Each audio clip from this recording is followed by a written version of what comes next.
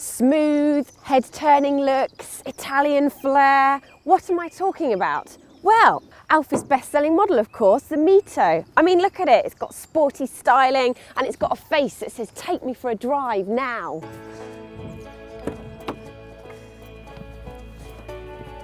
But we're not going to do that just yet, because first of all, I need to show you how smart it is in here. If you go for the Lusso models upwards, you get this soft material carbon fibre look on the dash and also on the door cards. As for equipment, the more money you spend, the sportier it gets, and you can even customise things like alloy wheels, body kits and also body stickers. Not just that, but when designing this car, safety was pretty high up on the list as well, because it has a 5-star Euro Endcap safety rating. All models come with 7 airbags, anti-whiplash head restraints and electronic stability program. Now though, it's time for the CarBuyer big bottle test. And I know already that it fits in the glove box, which is a pretty good size. There's also cup holders here and also one in the door card. Not just that, to get comfortable for driving, there's quite a lot of adjustment in the seat. So whether you're tall or actually somebody shorter than me would be fine in this car as well.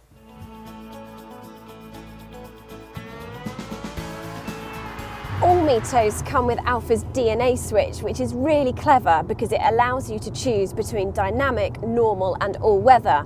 And what that does is it changes the car's settings for the steering and also throttle response.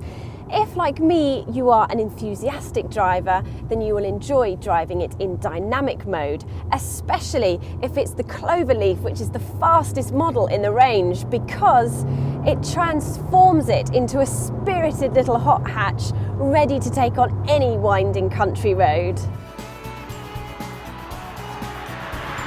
Really though, there is a MiTo to suit every type of driver, whether it is the 170 brake horsepower Cloverleaf or the most economical one in the range does 65 miles to the gallon. They all, however, are good on fuel, so you won't be visiting the service station regularly.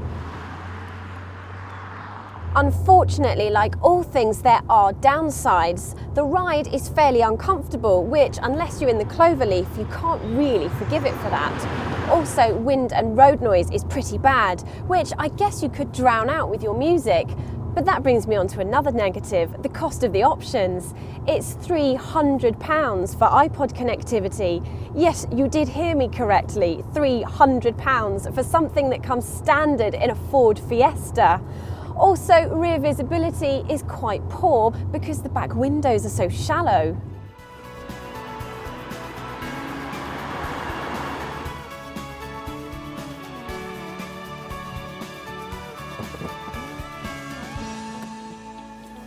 Anything else? Well, yes, there is one last small negative. Yes, you've guessed it. The load lip. It is far too high. Anything heavy would be a real struggle to get in and out of this boot. But that is where the negatives end, because the boot is actually not a bad size. And I'll show you something else. You can fold the rear bench forwards, and then the back seats fold flat like that to create even more space. In fact, for a car this size, the space is pretty good. Now I'm going to have to show you how much space there is in the back. You can fit 4 adults in here, just about. I'm not very tall and I've got plenty of room, so a full-size male adult should be fine for short journeys.